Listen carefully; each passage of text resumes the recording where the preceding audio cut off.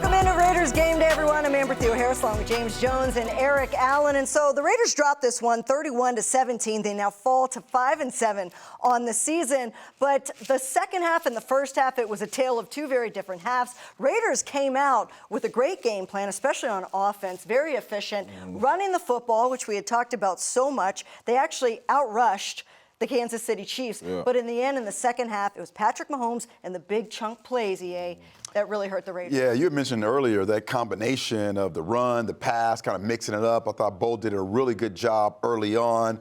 And what about Aiden? I mean, Aiden just really bounced back. You saw that he was able to learn from his mistakes from last week to bring it on. Love the running game aspect, but just got to be consistent throughout the game. No doubt. And this is one of those games where you're playing Patrick Mahomes. So it ain't no two-quarter game. It ain't no three-quarter game. It's a four-quarter game, and no 24/7. lead is safe. No lead is safe. So you playing Patty Mahomes, you know you got to finish the games. You got to come out strong. You got to finish strong, and they didn't. And so three big things we're going to be talking about. One is what you mentioned, EA, is Aiden O'Connell. Look, he looked good. He had a passer rating over 100. He made some very beautiful throws.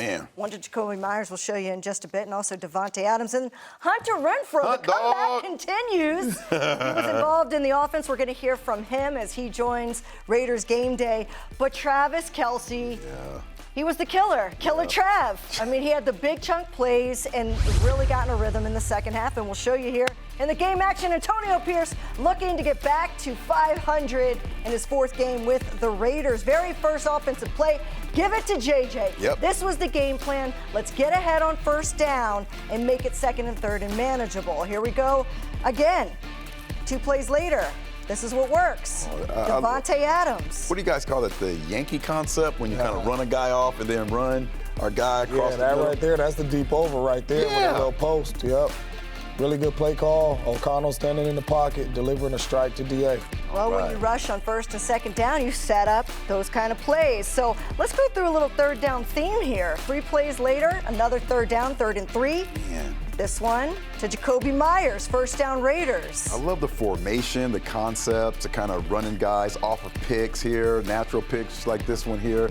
Great job by Bo early on, just calling those plays to really help the receivers get off press and find open area. No doubt. I mean, this defense is the real reason the Kansas City Chiefs been winning football games. In the first 2 drives, the Raiders went up and down the football field on these boys, man. Really consistent first 2 drives.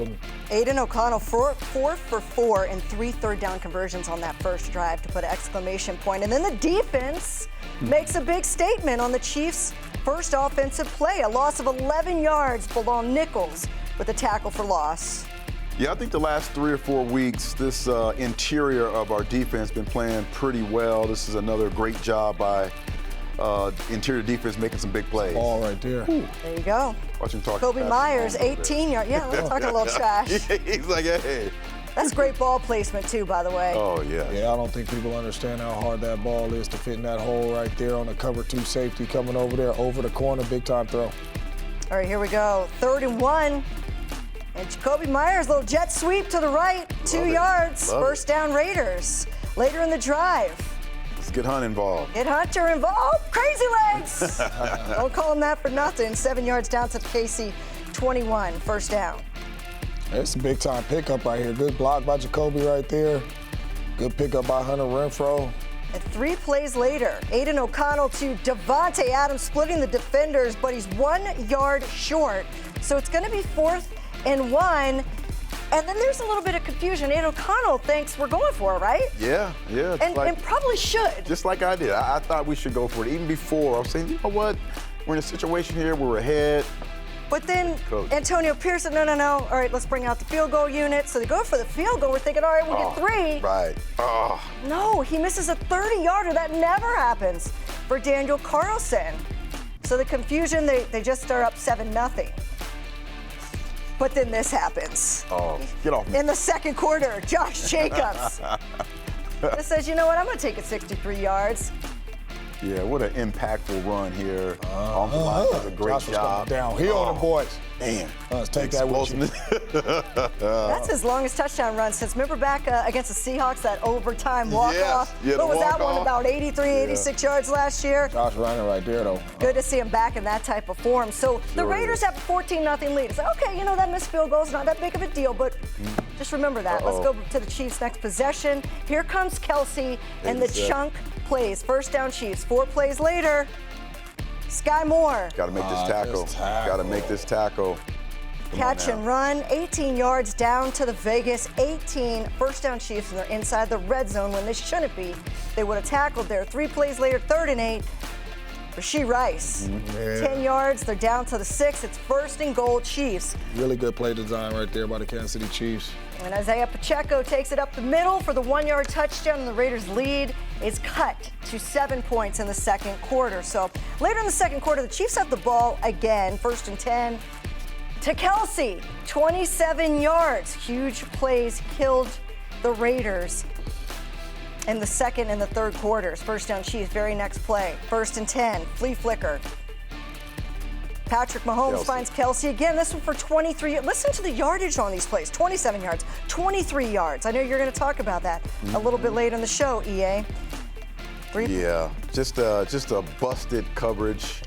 Basically, Kelsey always doing a little chip blocking and finds a way to get open. And 3 plays later, he had a lot of time there to find Justin Watson for the touchdown. And we have a tied game at 14. And watch that's Spillane. a good contact right there. But you got to lay on him, though. What you worried about? You got to lay on him, though. I'm saying, what you trying to talk junk and stuff for? I know you have the touchdown. He actually got called a penalty for that, coming in my area, man. It was applied on the kickoff. Dude dropped 2 passes last week. They didn't drop much passes this week, did they? EA. 1 pass, I think, was dropped by the Kansas City Chiefs. Here we go in the third quarter. There's that man. 8 yards this time. First down Chiefs. Remember, it's still a tied game. Later in the drive, when he gets outside the pocket, he's going to find somebody. Rashee Rice, 19 yards to the Vegas 15. First down inside the red zone. When we talk about this guy years later after he's done, I think this is the play that kind of signifies him. No doubt. Running left and then using his body to contort it and throw it back. Anytime he gets outside the pocket, it's going to be a big-time play. That's just what Patty Mahomes does. Andy Reid dialing up these screen plays all and look, game long. you got to tackle there, though. Yeah, that guy runs with some. Yeah, Pacheco runs. He runs hard, 14 yards. He gets down at the 1, so it's 1st and goal, and he punches it in there, and the Chiefs take. I'm not sure what that is. I'm not sure how I feel about that. 21-14, the Chiefs take the lead. Later in the third, Chiefs have the ball again. Patrick Mahomes. So here comes. Look, he's got a bum knee, but he's still gonna get you. Yeah, there you go. Max Crosby brings him down, loss of 7 yards, and it feels like this could be a momentum change. Yes, There's over 6 minutes left in the third. Only down by get him off the field. Look at 2 guys on him. Just keep working. Keep working. Remember, he was doubtful all week, by the way. That was a doubtful man all week. Don't doubt him. Good coverage in the back end.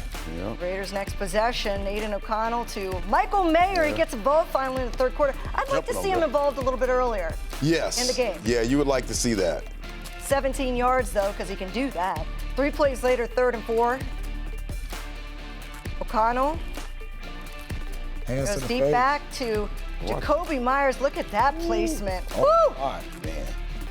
That was good coverage. That was very good coverage. That was good He coverage. is in that hip pocket, like we talk about, squeezing to the sideline, hands late, everything. Yeah, that's a really good catch, too. Yeah, better. Sticky. Get out there. Oh, yeah.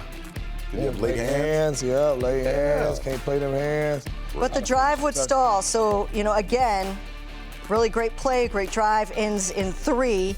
And so the Chiefs lead 21-17. Still a manageable game here. Chiefs next possession at the end of the third quarter here.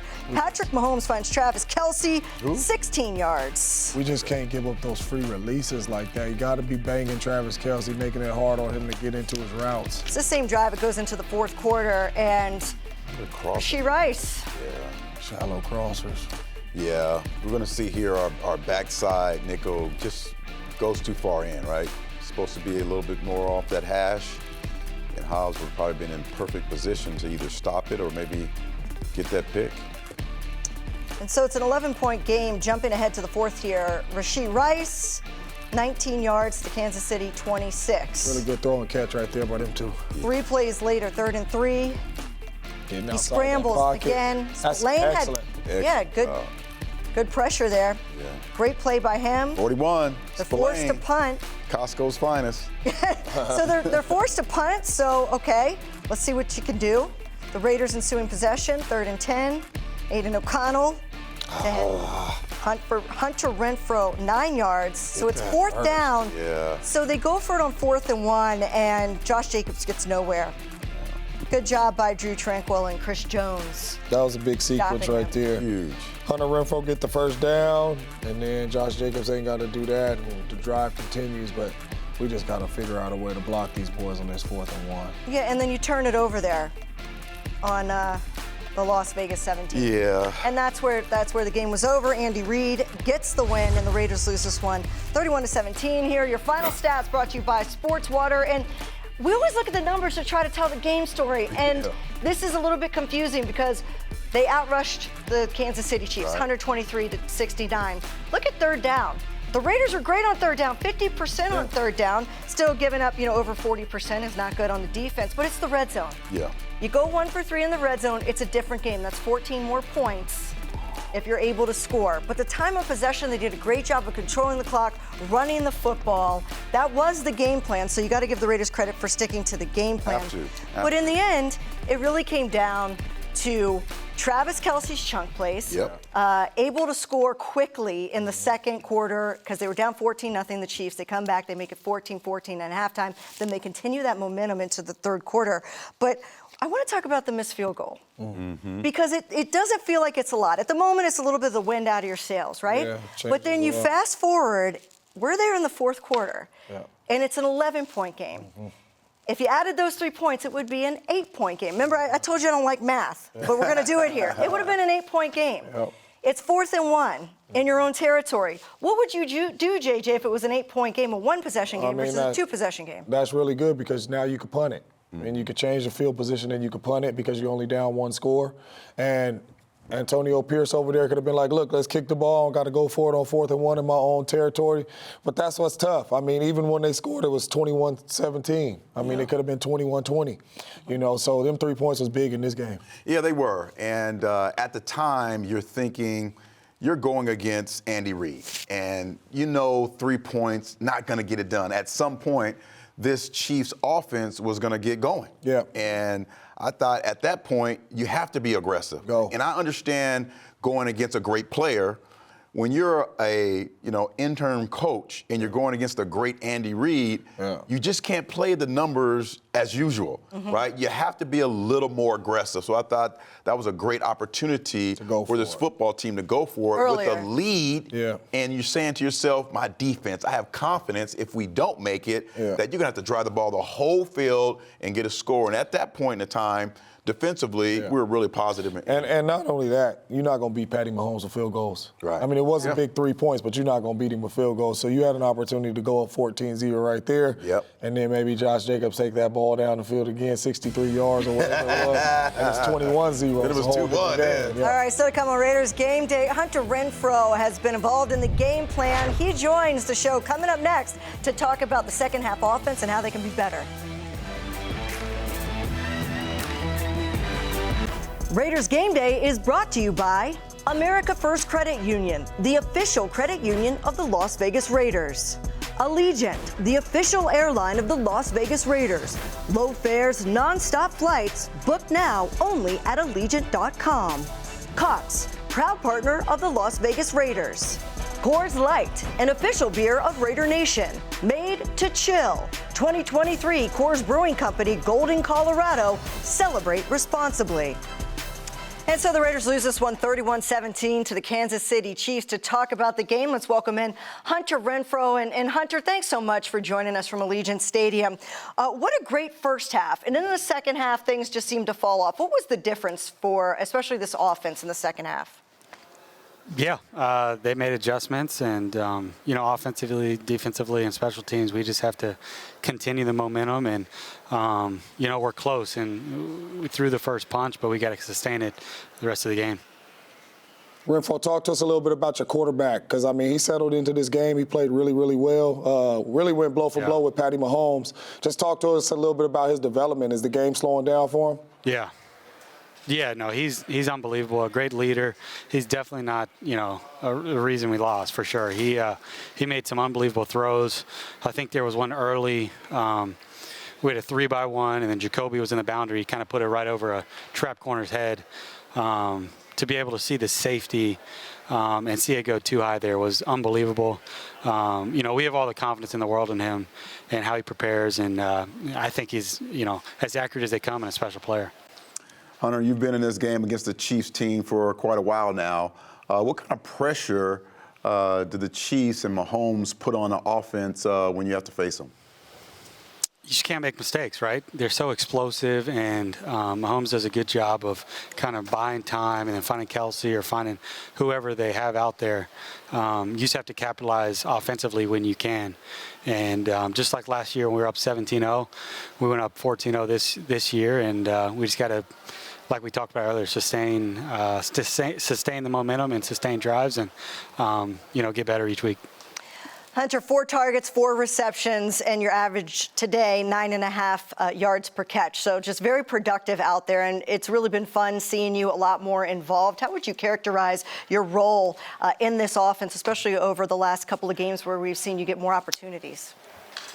Yeah, just trying to be available. I could have 1 catch or 30 catches. As long as we win, it does not matter to me. And, we have a lot of selfless guys on the team. But, it's definitely fun feeling like you can contribute and feel like you can go out there and be, a part of the reason why you win and have success on offense. So that's been good, but the ultimate goal is to win, and we fell short of that today. The best thing we could do on the offensive side of the ball is be consistent. What is some things that you think that this offense needs to correct to be more consistent, especially in the second half? I wish I knew the answer to that. Then we wouldn't have those problems, right? But we just have to do a good job of, controlling line of scrimmage, which I felt like the offensive line did a good job today. Josh ran unbelievable. And just not having negative plays. And I think that's something that, part of any offense, and kind of cliche to say, but I think Josh is one of the best of getting hit behind line of scrimmage and still getting positive plays and not giving up sacks, with the offensive line. So just staying ahead of the chains and not getting behind the sticks. Hunter, Coach AP had a lot of glowing things to talk about you last week. What's your relationship with Coach AP and how that relationship is going? Yeah, I'm just kind of getting to know him. We've been here for 2 years, but someone that we all believe in, someone that we would, go to bat for any day. And, that's why over the next, 5 weeks, we're going to try to put it together and make a little run because we believe in him. And, he's a former player and he knows what it takes and what we go through. And so, we're going to give it all for him. Hunter, you guys got the bye week coming up, and then you got the Vikings coming out of that. You said we're close, and we really saw, especially in that first quarter, what this offense can be. And running the ball on first down and winning on first down and then being in third and short really seemed to be the formula. Was that very encouraging that we can take out of this game? It's just a matter of sustaining that? Exactly, yeah, and then explosive plays. I think, we hit Tay earlier, hit Jacoby down the stretch. I think, explosive plays, when you look at it, are as important as any statistic in football, and I've always been a believer in that. And so just become more and more explosive, and with that, no negative plays, and we'll be all right. Hunter, thanks so much for taking some time to talk to us. Enjoy the bye week, and we're looking forward to seeing you guys rebound against the Vikings coming up in a couple weeks. Appreciate you, brother. Thank you. Appreciate it. Yeah. See y'all. Thanks. All right. In the past couple of games, we really have seen Hunter Renfrow be a part of this offense so much more than earlier in the season. 9 targets over the last 2 games. And what does he add to the offense? There's so many different offensive weapons, and you automatically think of Josh and you think of Tay. But Hunter Renfrow seems to be that wild card that you can throw in at any minute.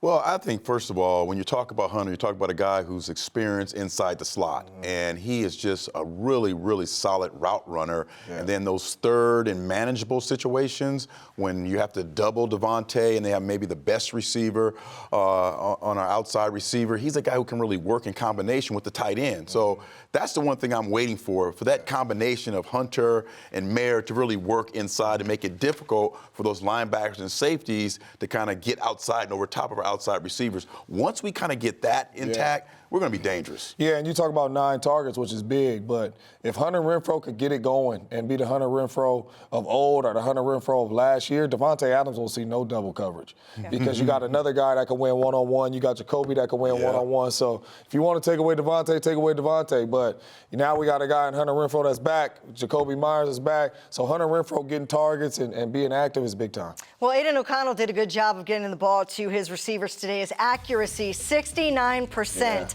completion percentage. He had a passer rating over 100, the first rookie to do that since Derek Carr back in 2014. So we are seeing the growth.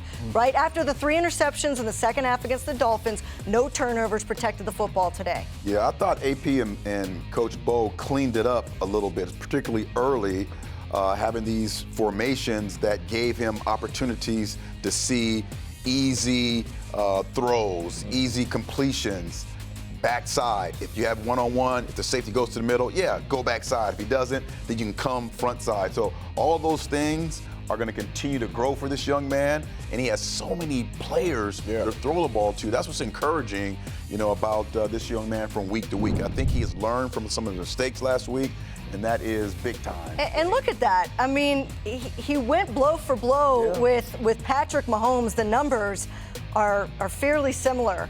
He threw a touchdown pass. He had a 69% completion percentage. Let's round it up to 70 because it was 69.5. But Patrick Mahomes completed 79% of his passes. There's some things you just can't outduel. 298 yards, and most of those were in the second half with big chunk plays. But look, if you have a passer rating over 100 on the same day that Patrick Mahomes has 122, that's good company to be in for a rookie. Yeah, the young fella played well, and the best thing about it is he went through all his reads. He ain't just firing the ball at one spot, and if it's not there, he looked like he's panicking. He looks cool and calm in the pocket. He's going through different progressions, finding different guys. Him and Bo got a really good chemistry going on right now. I'm looking forward to see these two grow together. And give the ball to Josh on first, maybe second down too, and that seems to be the formula. That is. We stick with your formula. That's it. It's run, pass. Very simple. There you go. All right, we're going to take a break here on Raiders Game Day. When we come back, Ian and JJ are going to break down Aiden O'Connell, what went right, and also Travis Kelce, which is what went wrong. That's coming up next on Raiders Game Day.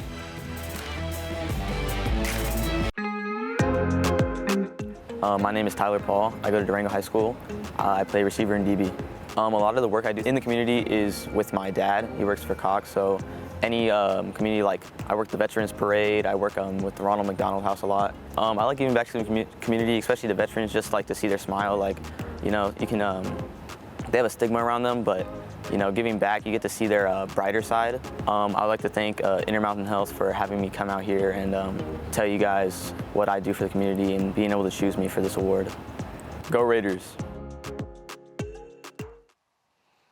Welcome back to Raiders Game Day. Aiden O'Connell came out the gate firing. He went 4 for 4 on his first drive and ended in a touchdown. But then the Raiders offense stalled and only scored 3 points in the second half. Meanwhile, the Chiefs, they got heated up in the second half, particularly Travis Kelce with some big chunk plays. To talk more about both sides, let's send it over to JJ and EA. We appreciate you, Amber. Yes, we're about to break down the young fella because AC, that's what I'm going to start calling him. AC went to work today. And this right here, money down. 3rd and 2, money down. We got to have it. Keep this drive going. We got Devontae Adams in a tight split, standing up upright in the pocket, delivers a strike to DA on the deep over, 42-yard pass right there. That's a big-time completion on 3rd and 2. But the young fella just looks cool and calm, EA. Yeah. But I love the fact that you got to get your guy going early in the game. You got to make sure in those first scripted plays, Devontae Adams is the main man. No doubt. And then his other man, right? We got Jacoby Myers, right? We got a good 1-2. But But I don't know if people understand how hard this throw is right here. Right. To put this ball over a corner and before it gets to a safety, before you're able to put your receiver in a bad situation, this right here is a big-time throw, and this is growth by the young fella. Yes, and then again, money down.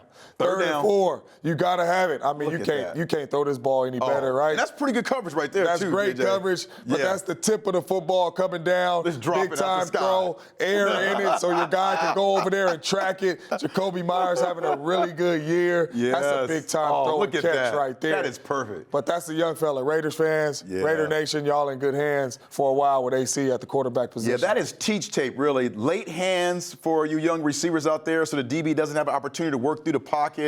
And he has had an incredible year so far. No doubt. We know that's going to continue. On the other side, we know a guy, 87, right? He has to be the focal point of our DB, particularly in zone. So we're going to triangle here. Yeah. And what you have to do is every person in that triangle have to know where Kelsey is at all times. You have to almost man-to-man. You can't have your eyes in the backfield. Hobbs got to do a better job of squeezing that ball, forcing him to throw the ball to someone else coming into this football game. It doesn't matter. Just don't let this guy beat you. Another chunk play here. We've got the triangle, and this is Tampa 2. We have our defensive linebacker running down the seam. He can't do that. We can't call Tampa 2 because we got to worry about 87. Let somebody else beat us. Yeah. So another busted play, busted mistake here. Kelsey, again, gets a chunk play. And what you'll see here, and no one's hitting him off the line of scrimmage in all these plays, JJ. That was my thing. No one's hitting him. It's way too many free releases. He's right here, 10 yards down the field, and he's not touched yet. We got to touch him. And we know Spillane's been playing big-time ball for us. Don't worry about that back, right? It's all about Kelsey. The focal point, if you lose the focal point, look at that, free release, just running down. It's like he's a normal guy. No, this is a Hall of Famer right here playing for the Kansas City Chiefs. 87 continues to have big days against the silver and black, Amber. We cannot have that. Me and JJ may need to suit up next week or next time we play, and we're just going to play with 13 guys. It's going to be me and him and JJ on Kelsey all day long. Not as good as I once was, but I'm as good once as I ever was. All right, so look, it wasn't just Travis Kelsey. Look at all of these chunk plays. 4 different receivers averaged over 10 yards per reception, including Noah Gray. Sky Moore had 11.3 yards of reception. Rashee Rice had 13.4. And Travis Kelsey, as we just pointed out, over 15 yards a catch. That is how you get back in a game very quickly when you're down 14-0 early, and that's exactly what went wrong. And look, it's kind of different from what happened with the Dolphins, because remember going into the Dolphins game, everybody was worried about Jalen Waddle and Tyreek Hill and big chunk plays. They did a great job, especially in the middle of the field. Sure did. The linebackers and the safeties for the Raiders did a nice job. And then it just seems, I get it. I get it's not Travis Kelsey who dominates everybody in the middle of the field. But why is it that it doesn't matter what defense it is, everybody knows the ball's going to Travis Kelsey and nobody can stop him? It's like, it's a mirror. It's unbelievable is what it is. That's great. That's a great job by Travis beating the one-on-one coverage by Diablo right there with a great throw. These other ones in zones, guys, you have to go into the zone play and say to yourself, if Kelsey's on my side, I'm going to man him until he gets out of I'm going to usher him out of my zone. I'm not going to have eyes back to this guy, and I want someone else to beat us. Now, if Rice goes off like he did, great. I just can't let Kelsey dominate the game, make it easy for this Chiefs offense, and that's what continues to happen.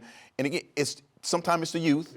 Sometimes the inexperience of being in zone, playing against a guy like Kelsey, who you looked at film for 4 or 5 weeks, and man, he's not a big deal. It's just, he catches the ball and falls on the ground. But against us, he makes those great catches. He is able to kind of dominate the middle of the football field. So we're going to have to, the next time we face him, have more of an emphasis on our guy Kelsey. And not only that, pass rush. When you playing against Patrick Mahomes, if you play him man-to-man, he going to kill you. If you play him zone coverage, he going to kill you. The only way to stop him is pressure, and not necessarily bringing pressure and extra body, but being able to drop 7 and rush 4. Right? We could not get after him today. We seen him. He extended plays when he had to extend plays. He was back there having a cup of coffee for a while. And if you give Travis Kelsey 4, 5, 6 seconds to get open. I mean, EA just said me and JJ gonna come out and talk. JJ right now in tight jeans can get open in 6 seconds, believe that. And Justin Jefferson is coming up next, by the way, after the bye week, so they got to get that right. All right, coming up, we're going to hear from Coach Antonio Pierce. Says he's taking the podium at Allegiant Stadium. What does he say as the Raiders lose this one 31-17 to the Chiefs? This segment of Raiders Game Day has been brought to you by Twitch. Watch, discover, join in.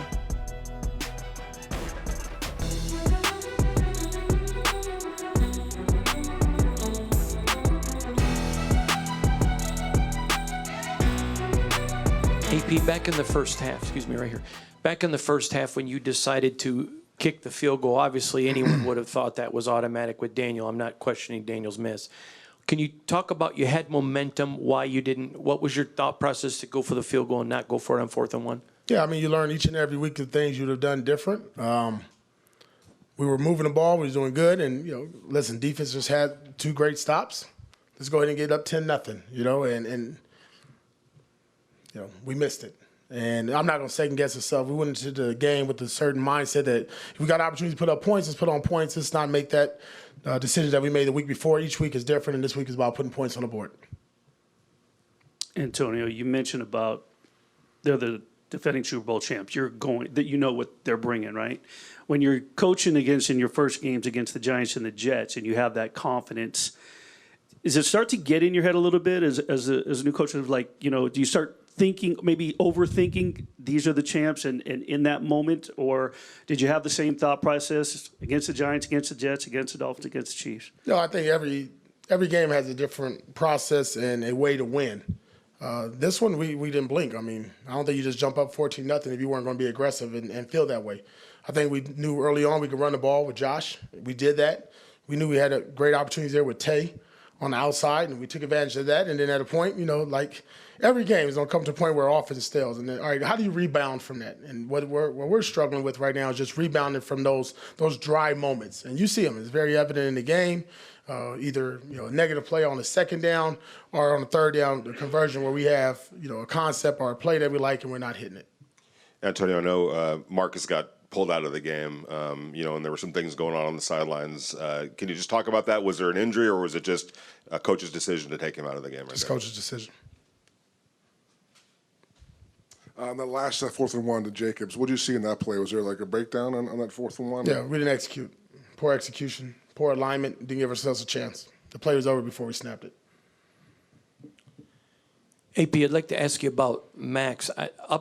This is me saying this. I'm not trying to get you in any trouble, but there were multiple times where Max is getting tackled, and you can see it up in the press box. I'm curious, at some point, do you go to the ump? Do you go to the ref? How does that work, or do you have to just quietly handle that and can't talk about it? Yeah, I mean, we talked about it before the game with the officials, and you talk about it throughout the game, and just be a professional. Respect their view, their opinion. Regardless if I agree with it or not. I mean, I voiced my opinion and displeasure on several times, but, they got a job. They got a very difficult job to do, and everybody watches it just like we do. And, they'll get reviewed just like we have to review it. They had a lot of success on the crossing route. Something where you tip your cap, or something you're disappointed in your defense for? Yeah, disappointing. I mean, we knew it was coming. A lot of speed on the field. Opportunities there for us. Just you get the guy down. Give us another chance. And we didn't do that. And that's a little bit of anticipation. Pre-snap awareness by formations, which I thought we did a good job of awareness and working on that throughout the week. And then in the game, again, what we talked about this week was execution. And in critical moments, especially late in the second half, we didn't execute at a high level. Coach, you came on the scene with 2 wins against the New York teams, stepped up in class, too much better. I'm wondering, what kind of impact has these losses have it on you? And this is really kind of first case of adversity now, losing back-to-back. Yeah. What kind of adjustments will you be making personally in terms of how you approach the coaching job? Yeah, I mean, it don't matter if I start off 0-2 and then won the last 2. Each and every week is going to be a challenge. Obviously, the last 2 teams are very dynamic, explosive. I mean, you're talking about world champs here, a team that's been dominating, good quarterback, good coach, well-coached team. What lessons do I take from it? Don't take anything for granted. Don't take the wins for granted. Don't take the losses. We treat them the same way. I'll learn. Obviously, AP's going to get better, and Bo's going to get better. Aiden's going to get better. Max, Patrick Graham. We all got to get better, man. That's at the end of the day, whenever this is over with and how it ends and the season's over, we'll look back and say, okay, these are things you got to work on going forward. And I think for me personally, it's just sitting back and looking at how the game is managed. Is it the ideas is right? Is where we're practicing, showing up on a game field, and that's my job to get that better. Antonio, late bye for you guys. Surely you don't want to go into the bye losing the 2 games before it, but what is your focus going to be in this bye week? Get healthy, get fresh. We got 2 home games coming up. We talked about that as a team, as a staff. It was a great opportunity for us, with 3 straight home games. Obviously, this one didn't go like we wanted to, but we got the Vikings coming in. But first and foremost, I told our guys to get themselves right, get healthy, get fresh. 12 weeks is a long time to go without a bye. And these guys have really battled through it, fighting through injuries. You saw what Max went through this week and the will to want to play. These guys are not quitting. There's no quitting this team, and it won't be quit next week. They'll go into the bye. We'll become fresh. We'll get back to work on Monday. Get ready for the Vikings at home. Time for one big number, and this was the number that the Raiders were outscored after taking a 14-point lead, 31-3, including 21 unanswered points from that Josh Jacobs touchdown with 12:41 left in the second to the field goal that came for the Raiders in the third with 2 minutes and 9 seconds left to go in the third. So a scoring drought for the Raiders. Meanwhile, in that same time period, 21 points scored by the Kansas City Chiefs. So he says they won't quit. I'm sure they won't, but they need to improve things like that. And he talks about the dry moments. I thought that was really fascinating because it's mental toughness, I think, is what he's saying. When you have things that don't go your way, how do you bounce back or how do you recreate that momentum? Yeah, execution is really the key on both sides of the ball. When you talk about those dry periods offensively, it comes down to what we talk about all the time is first downs. You have to get a positive play on first down. Now your playbook opens up wide, so you're able to call some things, take some shots on second down, knowing that you're in a manageable third in whatever situation. I thought they did a really good job of that early on. We're not able to execute. And defensively, when you start to look at it, you need a team that has played against the Chiefs before. Right now, we're rolling out. This is the first time Spillane has played against the Chiefs. This is the first time other linebackers played against the Chiefs. And you don't really understand just how dominant this football team is and what their book says on the Raiders, particularly when you have that triangle that we were showing. Yeah. And you have Spillane kind of going down to the middle of the field to kind of attack the back, and Kelsey's right behind him. Those things you can't have. And Patrick Mahomes is now 10-1 against the Raiders in his career. We're going to take a break. When we come back, we'll take you inside Allegiant Stadium to show you the game that was and the fun that was had by the fans. This segment of Raiders Game Day has been brought to you by America First Credit Union, the official credit union of the Las Vegas Raiders.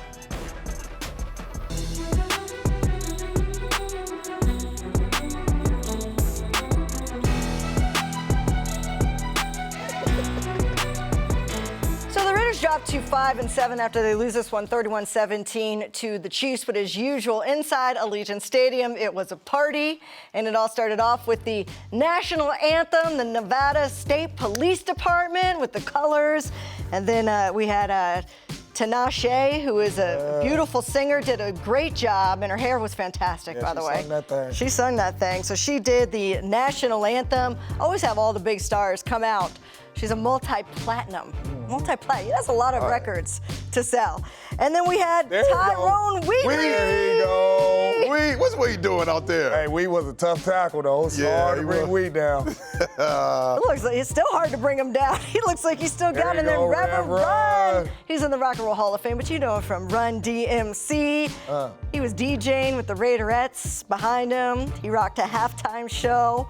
And always they bring out the alumni, and no greater than Marcus Allen. Talk about a running back that was hard to bring down. 619's finest. Woo! Lincoln High School. San Diego. Yeah. Look at it. Pretty cool to see him out there having a good time with his family. I'm still waiting till they put me in the A on that TV. I'd have been the torch? I've been at every game. Oh, the torch. Yeah, we should have Raiders Game Day. I've been at every game, and I ain't been showed as an alumni yet.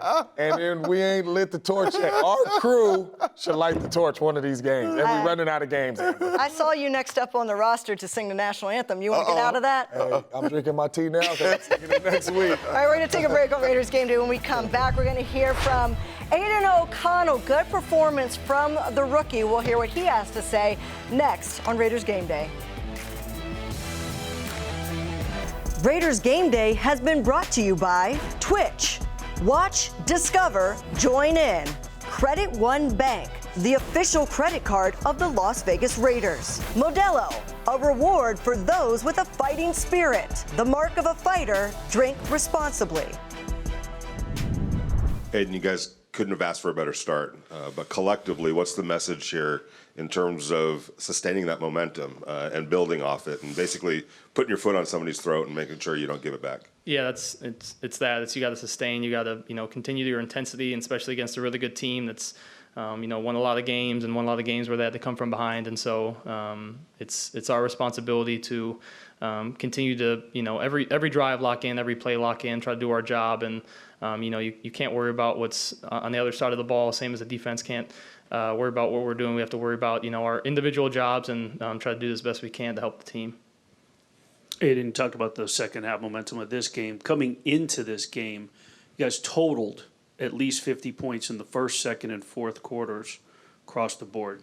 You scored a collective 19 points in the third quarter. What is it about coming out of the locker room that maybe you're seeing as the quarterback leader of this team that's not taking place? Yeah, I think, it's just converting on third downs. I think, we have to, like I said, when they have long drives, we have to do a good job of keeping our defense off the field and sustaining drives and getting ahead of the sticks and staying ahead of the sticks. And so it's a combination of a lot of different things. You have to be able to run the ball, pass the ball, and execute. And so I think, like we continue to talk about, there's a level of sustaining that we have to get better at, that we have to, implement during practice and try to do a good job of, continuing to focus.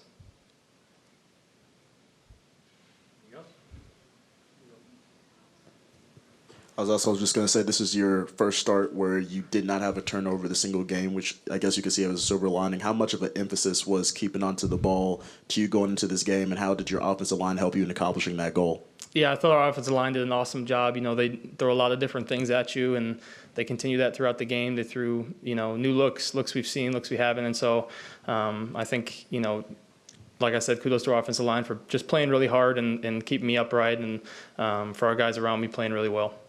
On that last 4th and 1 play, was there a breakdown in terms of the play call or the O-line, or what happened on that when Jacobs got stuffed? We were a little off in our formation, and so, yeah, I know there's craziness going around. You got to be able to corral the guys and make sure we execute. So I could do a better job of making sure we're on the same page and making sure we have a good play called.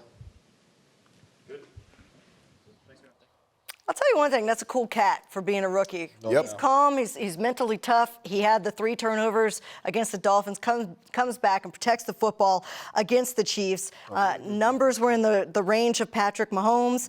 Looked great on that first drive. I mean, if you complete 69% of your passes, your accuracy is right there. So we see the promise. It's just a matter of sustaining that production throughout 4 quarters for this offense. No doubt. And for me, for a young fella, I always tell people, you don't want none of these. Mm-hmm.